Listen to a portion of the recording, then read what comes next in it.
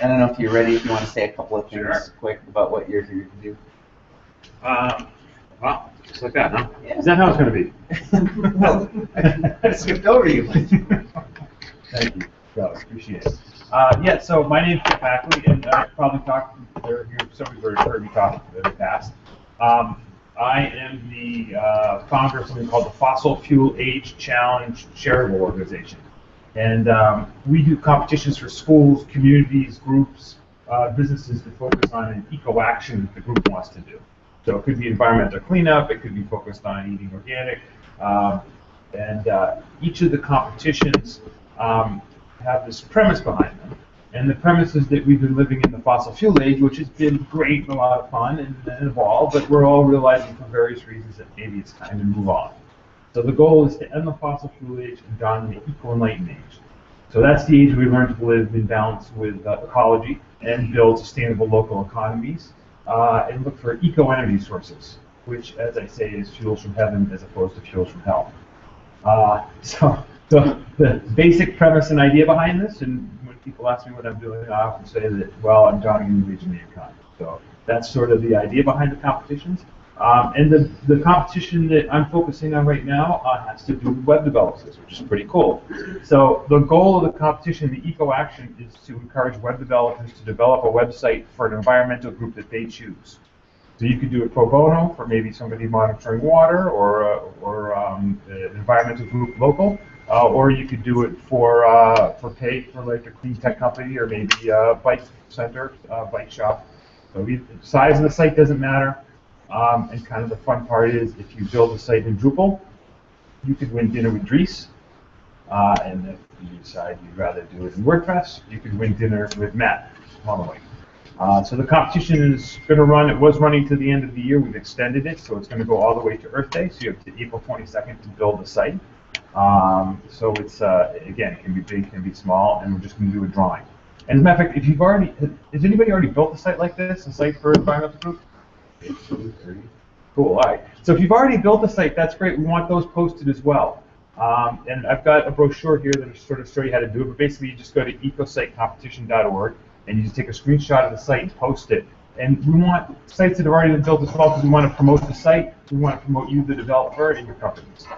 So you get one chance to win if it's already built, you get 5 chances if you build it in conjunction with the competition. And again, we're going to do a drawing sometime after Earth Day and figure out who wins it. So I'm looking, yeah? I really does it have to be WordPress for people? And you use like Node.js? I think, yeah, you know what, you can use anything you want. Our goal is really to get as many sites up there and to promote the sites in the competition, but in order to win the dinners with Dries or Matt, it's got to be a WordPress. Unless, the Joomla guys, I talked to them and they're real excited to do it as well, so I'm still constantly talking to them. I do just want to say this is happening in 162, so if you have any questions about it, stop in there, and that'll be going on. Yeah, and just finally, so the other thing I'm looking for today is I'd like to get a couple of developers to help me just sort of finish building out the competition site. So the site's done, it's up, it's a Drupal site. It was built with Bootstrap. And I just sort of have a punch list of little things that I need to get done. And believe it or not, I'm not a developer, I'm a marketing sales guy. So I know enough and enjoy it to be dangerous. So I appreciate what you guys do. But yeah, so I have like, little things that just bug me basically that I need to get fixed and around. So if you want to do that, where am I going to be? Room 162. 162. Yeah. So again, it's Jeff Ackley and it's the ecositecompetition.org. Thanks. Oh yes.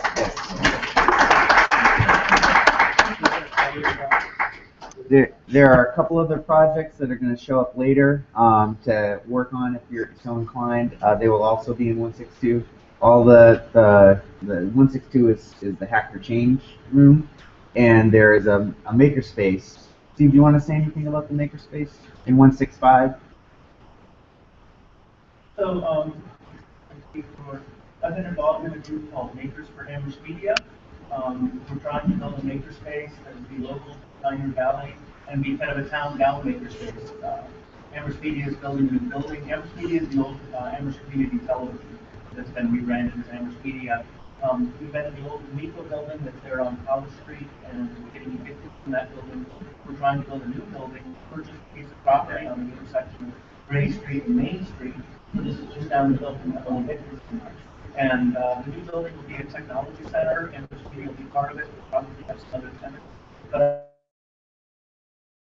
I would really like to have a maker that would be within walking distance of middle school and high school, and then could be a place where college students from engineering, design, and other places can work with high school kids and middle school kids to try and help them learn about maker technologies and build technologies for their purposes, not be just consumers of technology. I think it's that's the trend that the maker community is trying to work against. People just are at the mercy of corporations that push products on them and aren't able to actually leverage the technologies that are on them. So our group has been doing drop-in maker sessions and running some workshops for teachers and parents and kids in town. We kind of got started in January, and then we ramped up in July. We got a little grant from UMass, and so we hired some students and a graduate student coordinator. But we're here today. We just have some stuff, and I thought I came up with an idea for kind of a challenge, which is we try and make a remote to turn on the projector. That'll be the challenge. We're trying to turn on the control projector. And we've got some old remotes that we can tear apart and a bunch of Arduinos. And so I've never done this before. I know that this sort of thing is possible, but we're just going to all be working on that challenge. We're going to come in, learn about using the Arduino, get set up and play with it for a while, and see where we get. And we'll see if we can figure out how to turn on the projector. And who knows, maybe we'll get like print in the future. Thank you very much.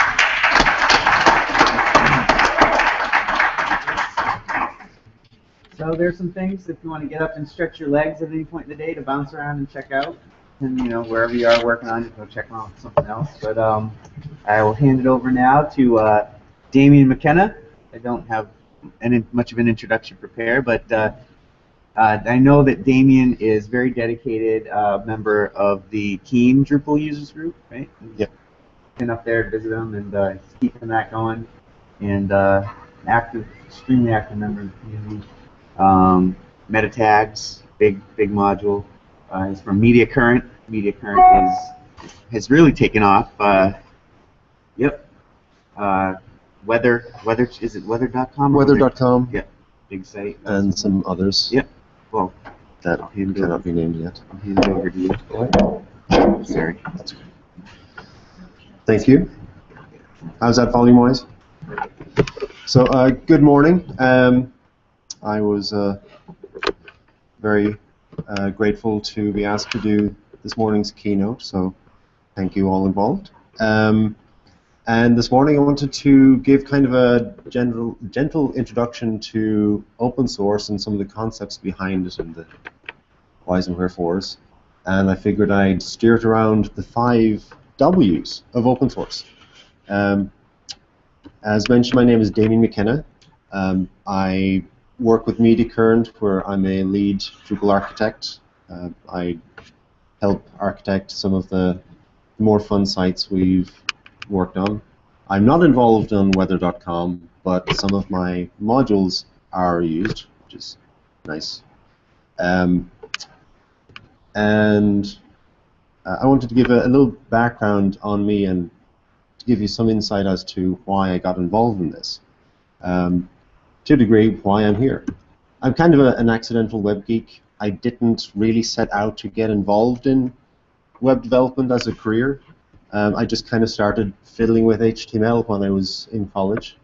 And that led to discovering a thing called Dreamweaver, and oh, I can use templates and I can have my sidebar always the same.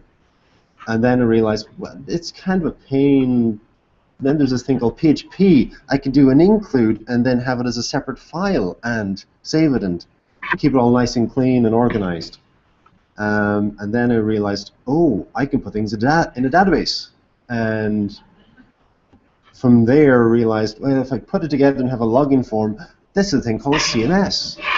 So way back when I started fiddling with building my own CMS, and a few years later built a multilingual template-driven CMS and e-commerce system for a company that was a proprietary system but based on PHP.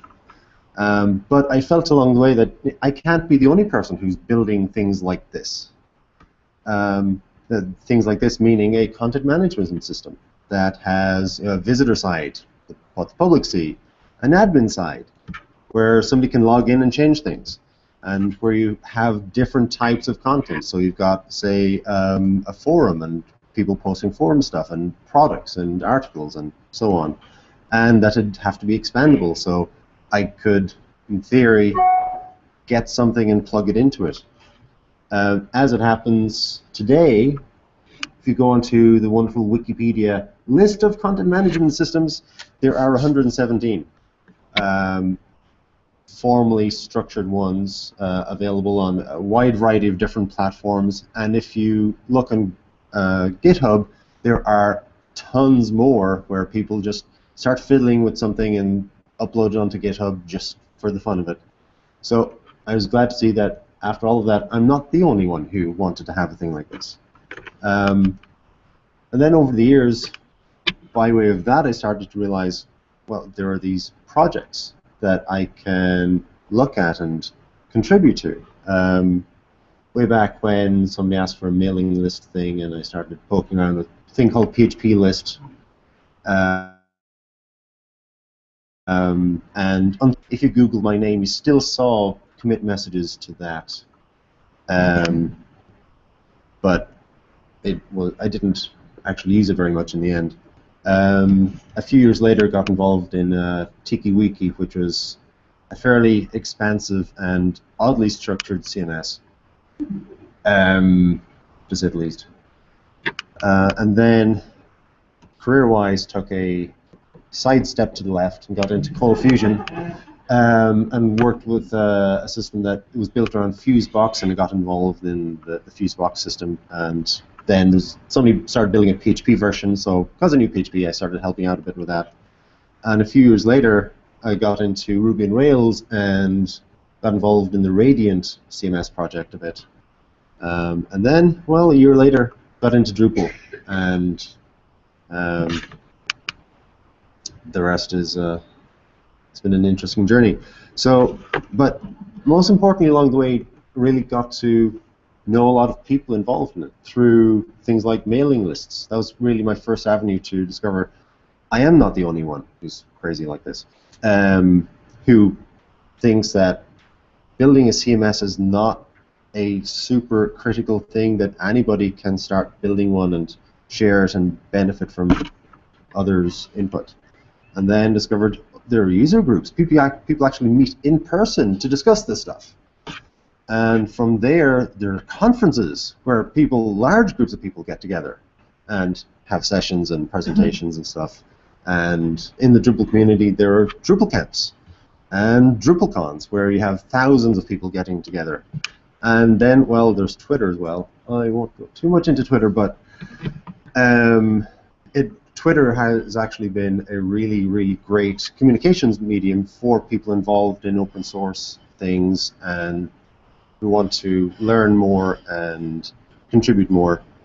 And as the saying in the Drupal community goes, you come for the software, you kind of stay for the community. That's the official project motto, and that was devised a few years ago. So let's proceed with the 5 Ws. It's actually a list of basic questions used in structured information gathering. For example, journalism and police investigations and kind of big things. Ask very simple questions. Who, what, when, where, and why. Very rudimentary questions, but that people don't often think to consider about things. So let's start off with who. People who like drinking water. So in open source systems and software as a whole, obviously there's going to be lots of software engineers. There's going to be usability designers, project managers, technical writers, teachers, painters, pizza delivery people, students, artists, hobbyists, children, rocket scientists.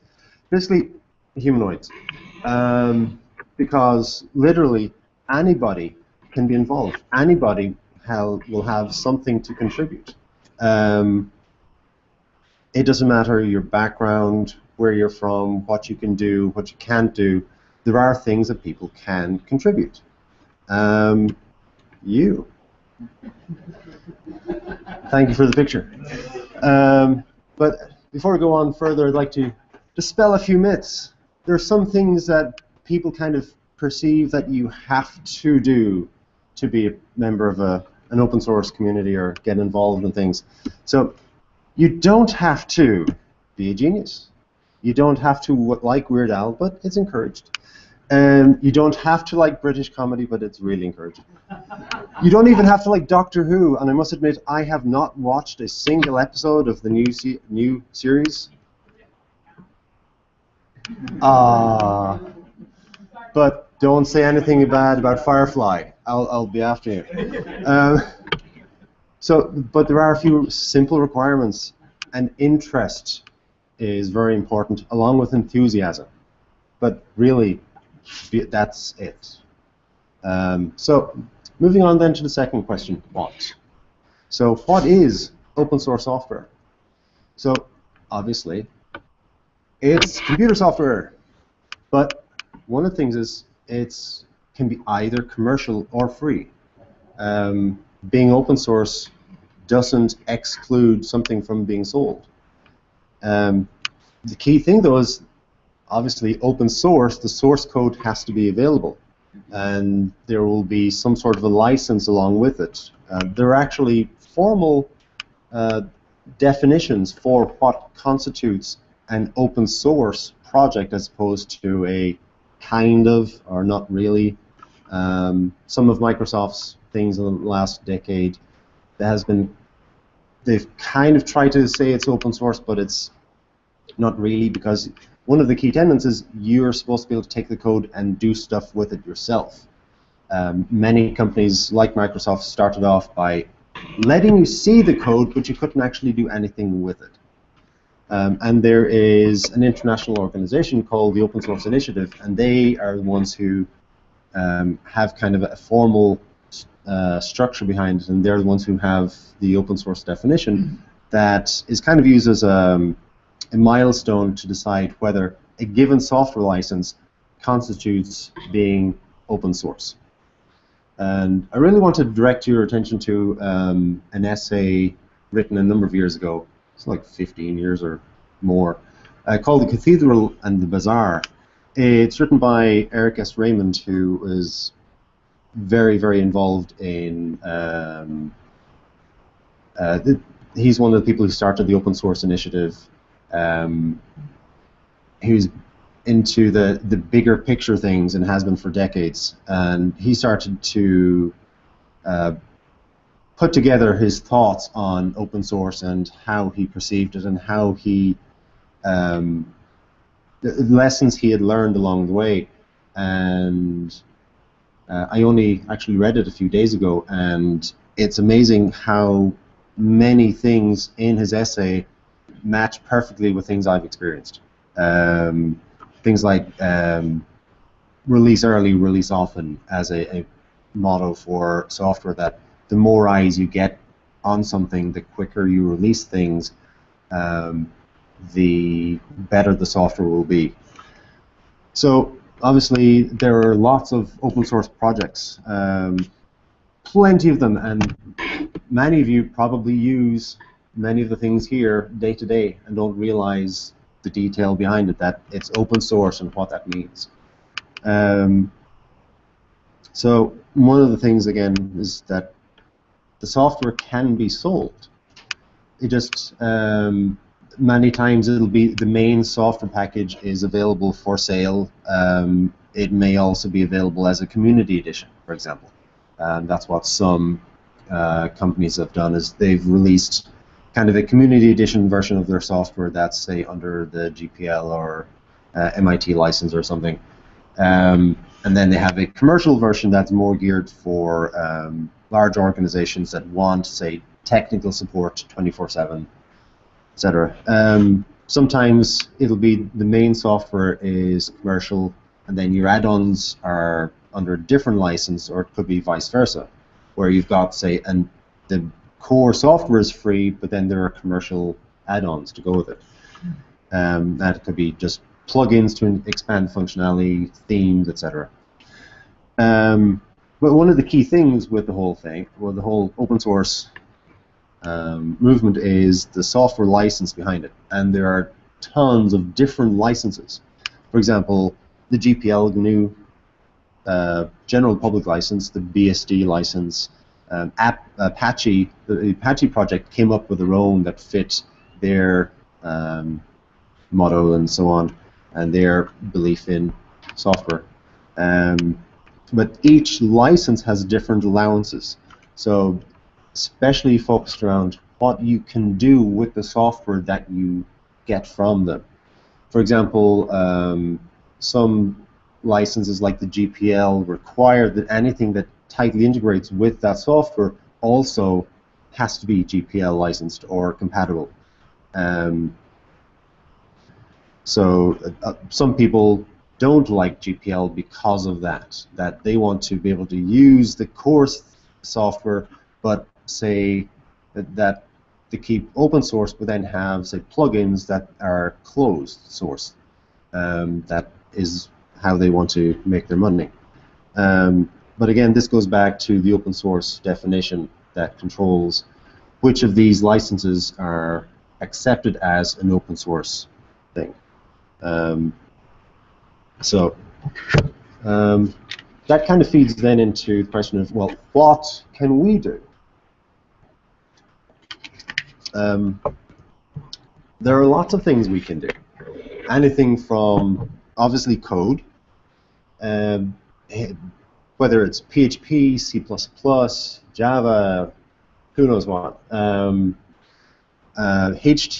JavaScript, CSS, but there's simpler things that don't require specific programming engineering skills, like documentation, presentations,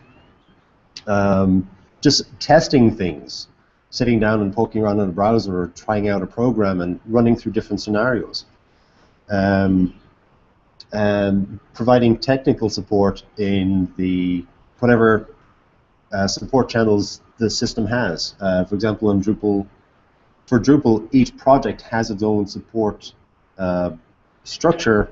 It's kind of like a forum structure where anybody can post questions, bug reports, and anybody can then follow up on them. It's completely open-ended, so it doesn't have to be just the people who are maintaining the software lead the flow of the support. But and there's much more you can do than that. You don't even have to have technical skills. You don't have to have a computer, because you can sit down and brainstorm ideas with people. You can help on marketing materials for promoting the software. You can help organize events like this, camps and all sorts of events. You can help fundraising. Say, for example, a project is, they feel that they really want to have one person focused on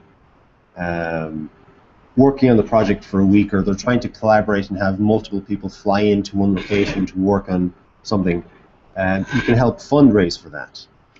Sometimes just hanging out and chatting with the developers or other people involved in it can help just clear their heads and whatnot. And often, sometimes, babysitting and helping take care of the other things those people have to deal with, like at an event here where there's organized childcare.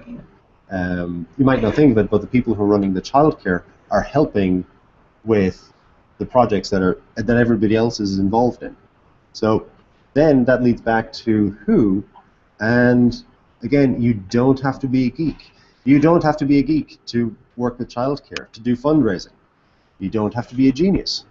You just, again, have to have interest and enthusiasm. One thing I'd like to do is take a slight sidestep and mention that communication, the way we communicate within projects, is extremely important. You really need to treat others with respect when you're communicating with them, when you're filing a bug report or replying to somebody's request at 3 o'clock in the morning that help, my site is blowing up. It's all because of your module. So just write with respect, write clearly, and have patience. Have patience with the person you're replying to or you're writing to. I mean, the other person, they're not working for you. They're not somebody that you have the right to control or abuse. They're not just at your beck and call, sitting around waiting for you to post your question. And they may have personal difficulties and so on themselves. In the Drupal community, in the last couple of years, many people have started families, have extended their families, myself included. One of the most prolific maintainers and contributors to Drupal, Dave Reed, disappeared for a year when he had a baby. And anybody who had a family completely understood that, but many people who did not understand that or know about it didn't appreciate the fact that he had more important things to deal with than your bug report. Or there may be an illness in the family, and so on. So just remember that other people have lives too. And another way of looking at it is look at role models for who you're modeling your communications after. You can have a good or a bad role model or a good role model. If what you're writing could be put to a drum beat and sang by, say, Robin Thicke, you probably want to rewrite it. However, if, for example, Chris Martin would stick that into a song, you're probably doing just fine. So don't be hating, be respectful. And also then, imagine if your parents were to read your response just before you got on the phone call with them for your weekly update. Hi, Mom and Dad. How are things? Oh, I'm sorry I didn't mean to be. Sorry. So just be respectful. So then, third question then is when. So a lot of people work on open source things on quiet evenings, quiet mornings before they go to work in the morning, while they're sitting around having breakfast. Some people read the newspaper, some people contribute to open source projects. Some people have evening jobs where they help out on, say, some small projects and are able to contribute to their interest that way. Some people sit with their laptop at the beach hacking away. But I think a key thing, though, is that your primary job needs to provide time for you to do this. And incidentally, now, or rather after this presentation, thankfully we've got the full day to collaborate and contribute to some of your favorite projects, or discover new things. So then the fourth question is where?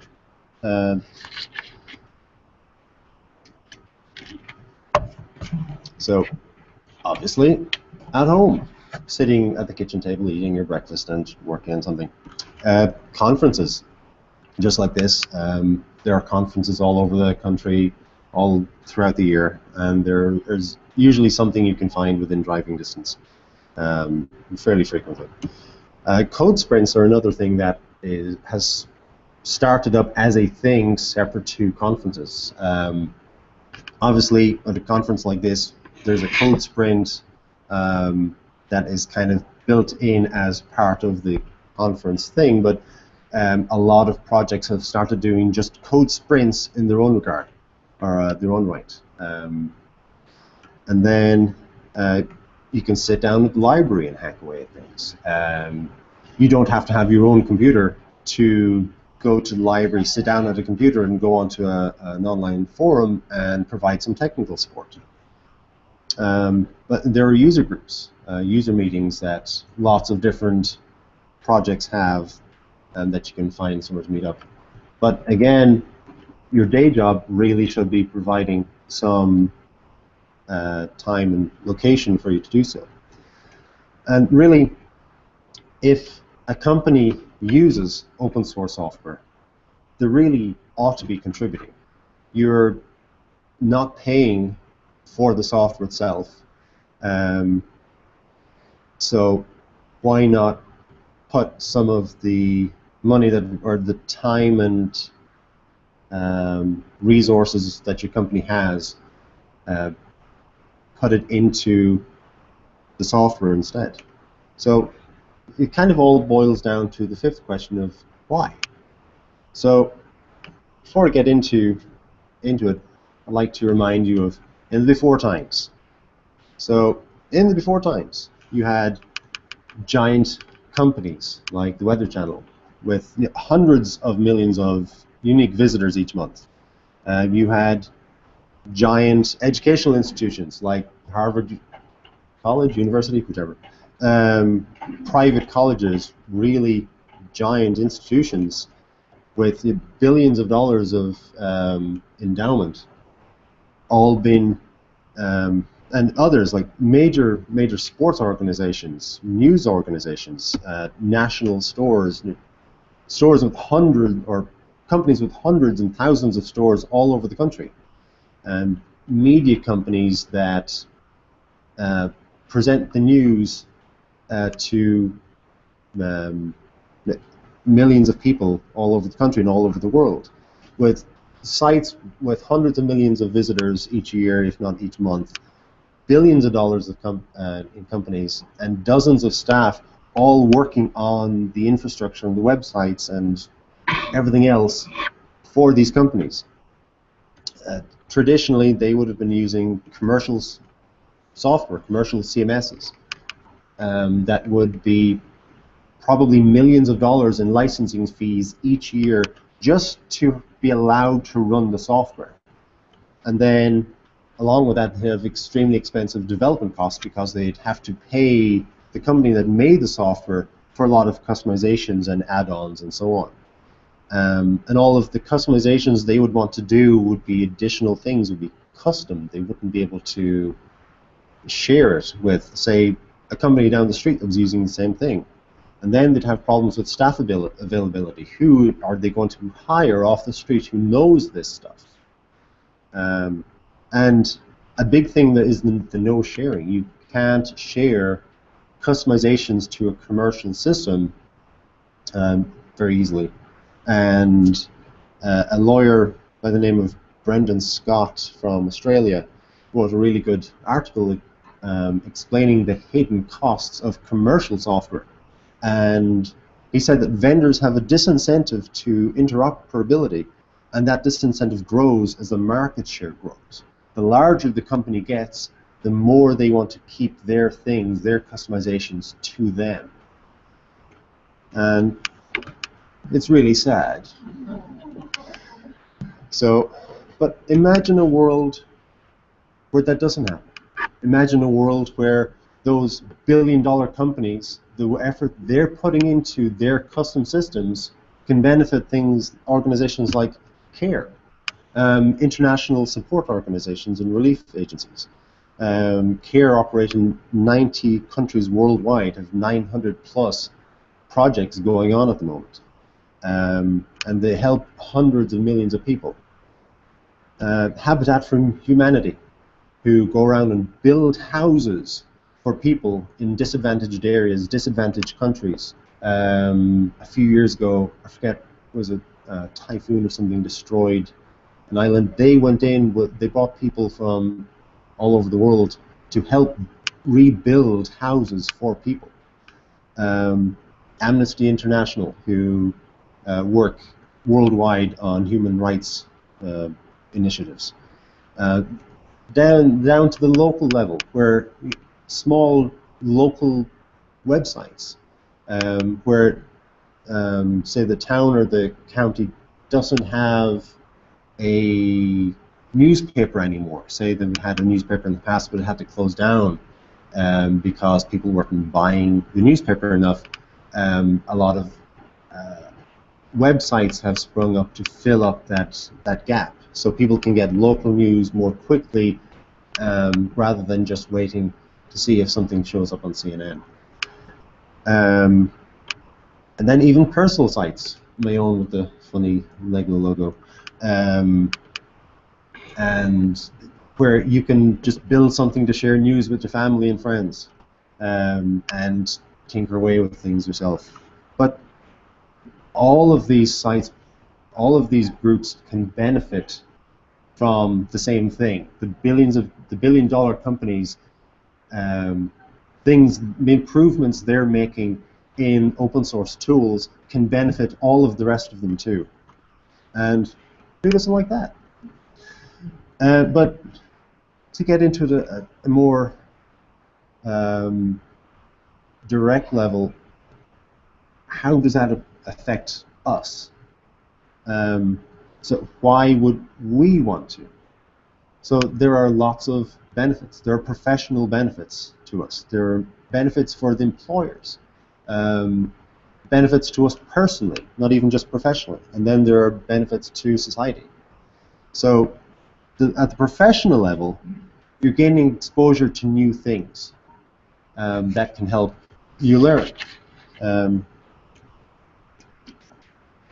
You're getting through that, then your skill set is going to improve. If not just from practice on the same things, learning new things, and you improve as you gain more or do more. You learn more, and then it's also an investment in your future. By learning different things, you're expanding your range of abilities. At the employer level, your team will be more skilled. As each person gains more skill, as a whole, your group gains more skill. It can also be tremendous PR for the company because, for example, in the Drupal project, each person on the site can indicate who their employer is, and each project, each module, as they're called, or theme, can indicate which companies sponsor work on their project, and you can have a logo and a link to your website and so on. And you can gain kind of a long tail marketing from that, but also locally, people, when they go looking for work, they will start to discover, oh, this company is involved in this project. I'd like to work there because I can contribute to this project too. And it can also then, on the reverse side, help the company find staff because you'll have more exposure. You'll be able to better identify people who are interested in these kinds of things. And then, again, it can help the company's tool chain, whether it's the operating system, whether it's web servers, websites, by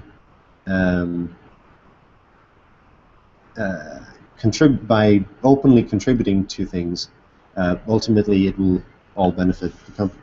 And then it's an investment in the company's future. And let me get into this a little more. It's an investment in your company's future. I did some research into just normal financial investment, and it's recommended to invest at least 10% of your income for the future. And, excuse me, I have a pop-up. There we go, okay. So a minimum investment of 10% of your week would be 4 hours. So that's going to be 4 hours per person. If you have 5 people, that would be 20 hours per week. That your company could be investing in the things your company depends upon. If you have 10 people, that's 40 hours. That's an entire one person's time, effectively, all spent working to make your the tools your company depends upon better. So imagine if you did 20%. Google used to, they got rid of it for, I guess, political reasons, but some companies still adhere to the principle of 20% of time is open for contributing or individually directed projects. Then back to the personal benefits. So it's going to help your career. Because of all of the professional improvements, that will help your career long term. You get to meet lots of new people, and you get to help other people, and that can be really rewarding. At the social level, kind of the macro level, then everybody benefits. The improving these tools will help anybody who uses them. It doesn't matter if it's a billion-dollar company or a small mom-and-pop shop down the road who happens to have, say, an advertisement for their, or a small little poster card site for their small company.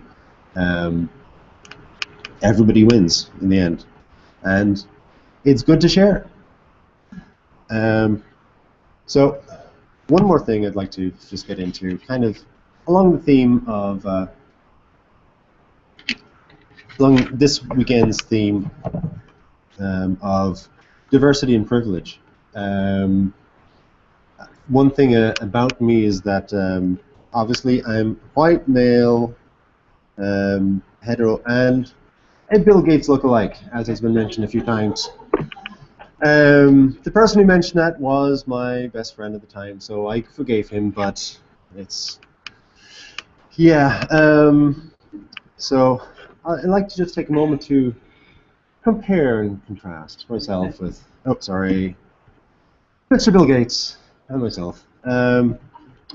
He's not a Dribble contributor, and unfortunately I'm not a multi-billionaire. But we have a lot of similarities. We're both privileged in various ways. We both had access to technology from an early age. My parents got my brother and I our first computer when I was 9. But we'd been kind of not specifically directed, but supported in our interest in that regard. And to a degree then got a leap forwards because of our parents. In the case of Bill Gates, his mom was on the board of IBM when they went shopping around to sell or license their MS-DOS software, and because of that had major pull to structure the license with IBM the way they wanted it. Myself, I had 2 working parents, so I didn't have to go out and get a job at the age of 12 or something. I had the flexibility to spend/waste a lot of time as a child, and then to a degree we were able to brush off earlier mistakes in our career. For example, Bill Gates, leading Microsoft in the mid-90s, thought this internet thing was kind of a fad.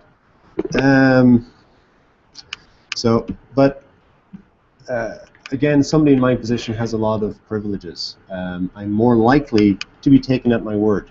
I'm more likely to be ranked highly in interviews because I fit in with tech culture. And I'm also then less likely to have decisions questioned because of all of this. I'm less likely to have my abilities questioned and have my lifestyle questioned or be harassed. So that kind of then, because of these privileges, there's kind of an onus on us, on myself and people in my situation, that we have a responsibility to help others who aren't in the same situation. And to a degree, we need to stop doing the things that cause the problems, like the 56% of women who leave the IT industry. A lot of it because of people in privileged positions who drive them away. We need to then, at the same time, stop telling underprivileged people how they're supposed to act, how they're supposed to feel when things happen to them. And we need to stop talking and telling people what to do, and instead we need to start listening more to people who are in that position. We need to make ourselves available to help if needed, and then help if somebody asks, and really adhere and promote codes of conduct in communities, in organizations, that can really help offset potential for problems. Then at a business level, there are a lot of things that can be done when you're hiring somebody. Don't hire somebody because they're really famous, but they happen to be a bit of a jerk. It's not worth dealing with. Don't have requirements for positions that are irrelevant. So many, especially major companies, still have a requirement of having a bachelor's or a master's degree for things that don't need it. Myself and many other people are self-learned. I don't have a bachelor's degree. I just have a lot of experience and a lot of privilege that allowed me time to learn these things. Don't hire people based on their previous jobs. I made this mistake one time of giving the okay to hire somebody who happened to work at eBay, and when the person arrived, it turned out that they really didn't know anything of what they were doing. Unfortunately, a few weeks later, we had to let them go. So it's not worth making these mistakes.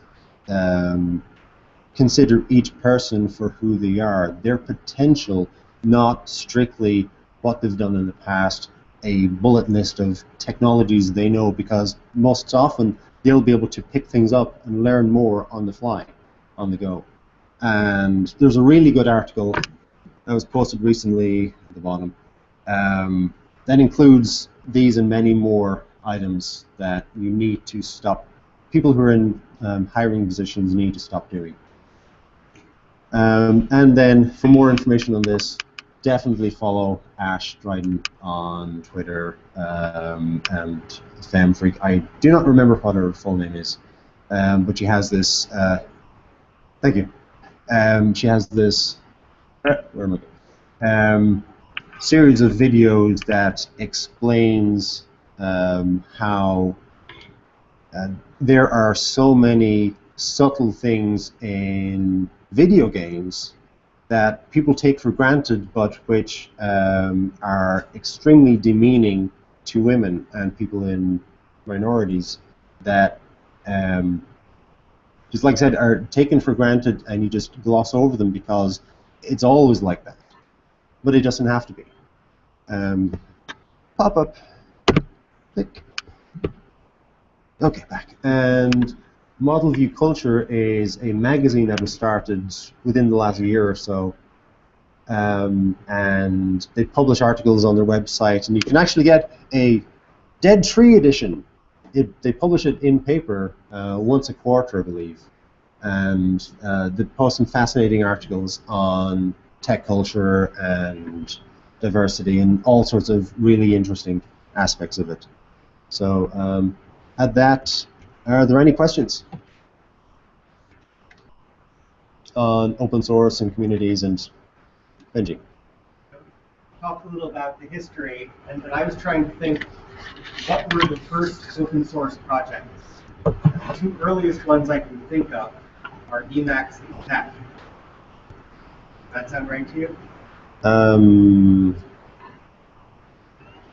Well, did those come before or after open source as a concept was defined?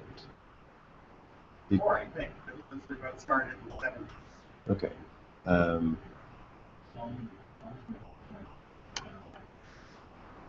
was just checking the wiki page, and it said Stallman and ICO. So those were before the Unix and BSD license wars? I guess. Sharing culture is an internal sharing patterns for operating system, because AT&T is afraid of antitrust, and so they did enter the operating system market, and so they distributed people exchange between state and tax without any licensing things, because AT&T and that environment was only brought in, and then became frustrated, then the rule changed, and people began licensing requiring NDA. And then Stallman had written a patch for a printer that allowed the printer to email people with a job finish, to send an alert, then the trigger scans, and when they got the next version of the printer, the source code was closed, and he wasn't allowed to get access to it. And in college, he was able to get access to it, had to sign an NDA to see it, and then to share the code. That was what caused almost these times. I would kind of carefully step around the distinction between free software and open software. What I see is kind of a parasitic after free software. To make sure acceptable to business where there's actually mind share having free software.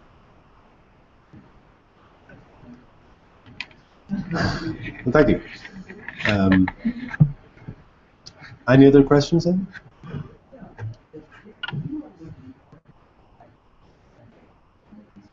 Software and does not share that.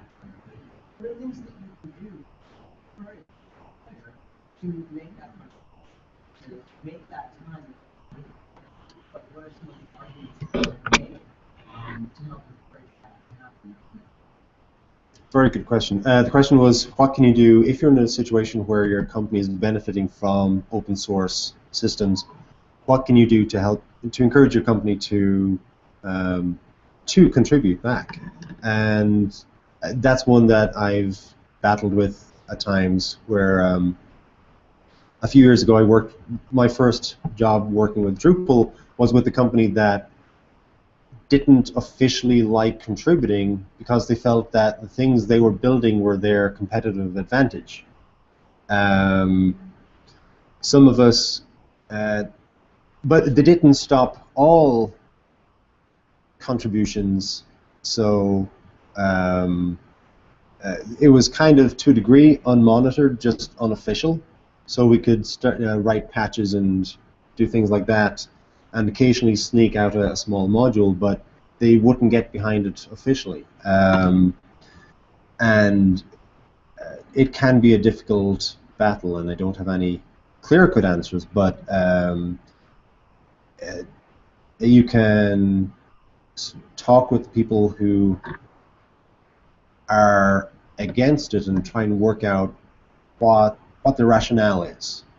If it's that, in my case, the company felt that the community would take away the things that they were building that they needed and run away with them and change them to do things they didn't want to happen.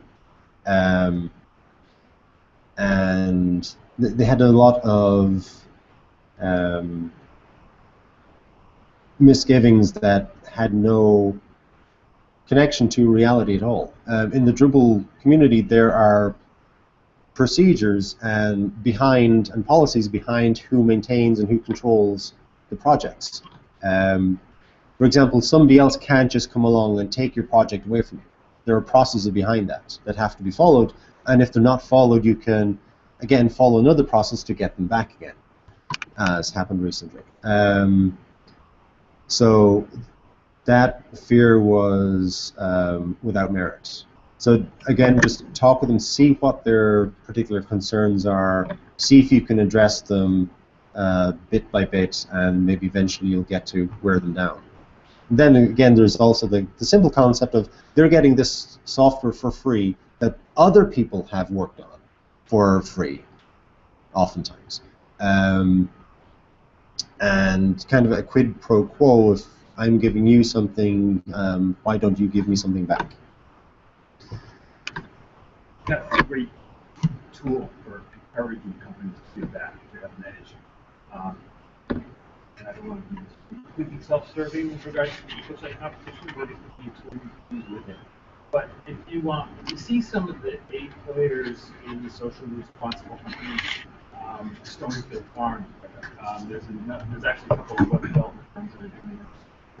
Even Acme's got a giving page. I don't know about too many, but sort of their giving page. If you click on it, click on the link to the giving page, they've got a long list of all the really great stuff they've contributed back to the community. And certainly building the site.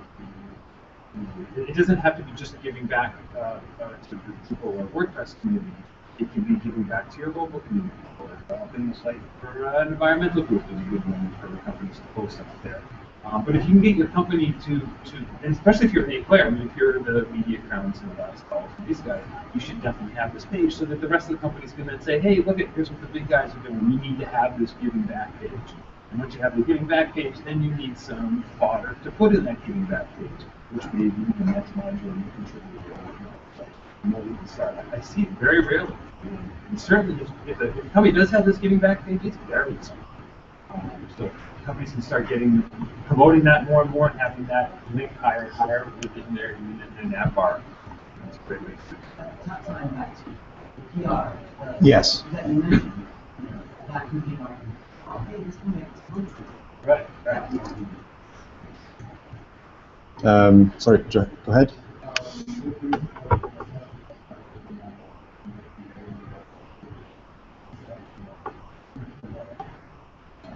Yeah.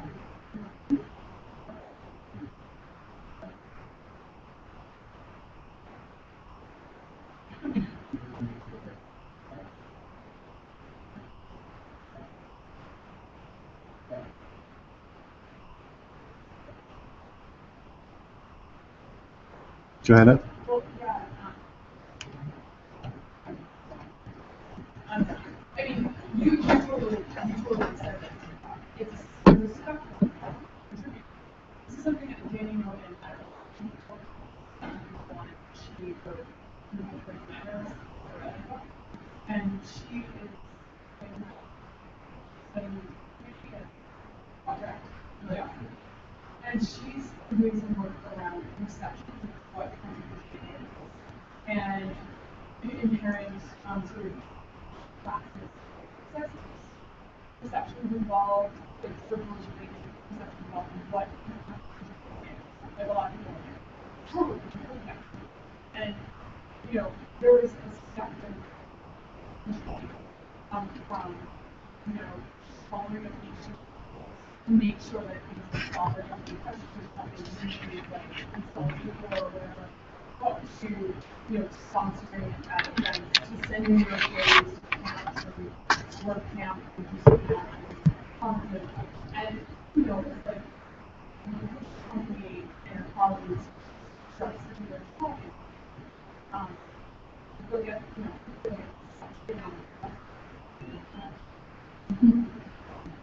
yeah, I just think that the community wants something.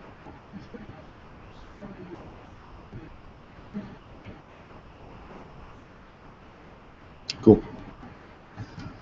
I want to share something too that you're a freelancer. I'm a freelancer. And so it's not, I don't have quite the same time to give me 1 day a week to work on source code. But what I do is I have a contract that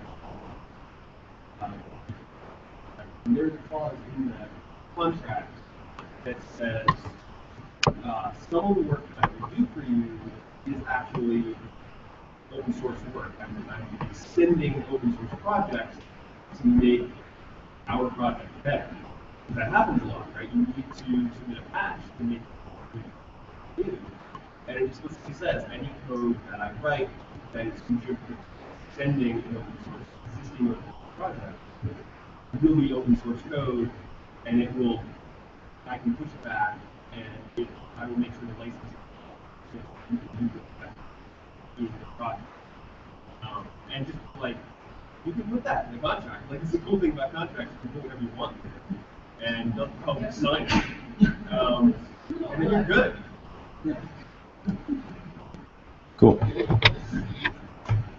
What happens is, like, you want to start a project, and kind of be like free and of course, the structure, exactly the business model we use, like be scalable and good impact. But you want what you know, so many people like ask the feel that oh, you hear the like you can't separate well, it's great. Right. Could you repeat the question? So the question is, how are there recommendations for starting and creating a sustainable structure for an open source project? Yeah. It's a difficult one depending on the specific market or functionality your project is aiming to do. Yes, having a donate button could help, but you tend not to get very much donations. From the companies I've seen who have started something and made kind of a bit of a success from an open source system, it seems to be where they have companies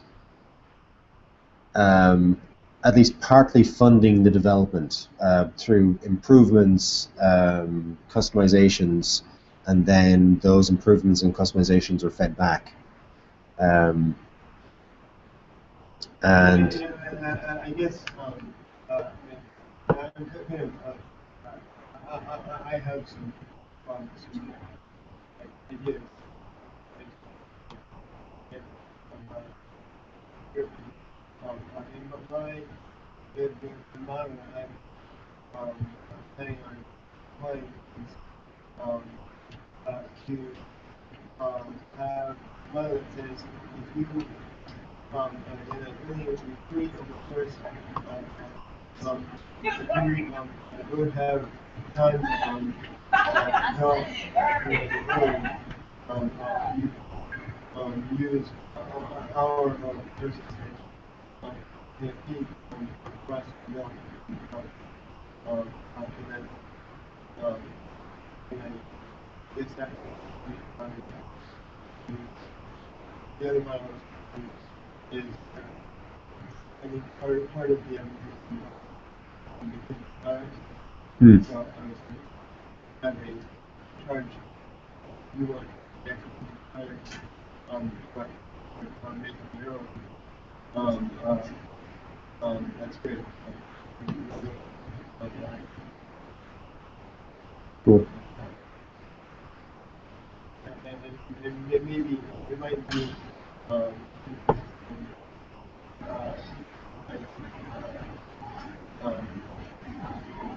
you know,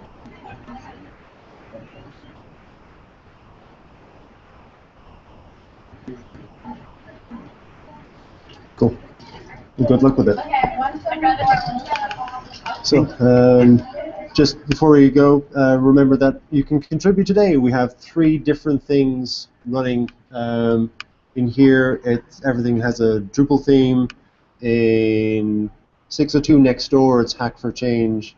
Lots of projects going on there. And then in 165, I don't know where that is. 165 is the next one that way. Cool. 162 is the next one that way. So 165 then is the makerspace stuff. So thank you very much.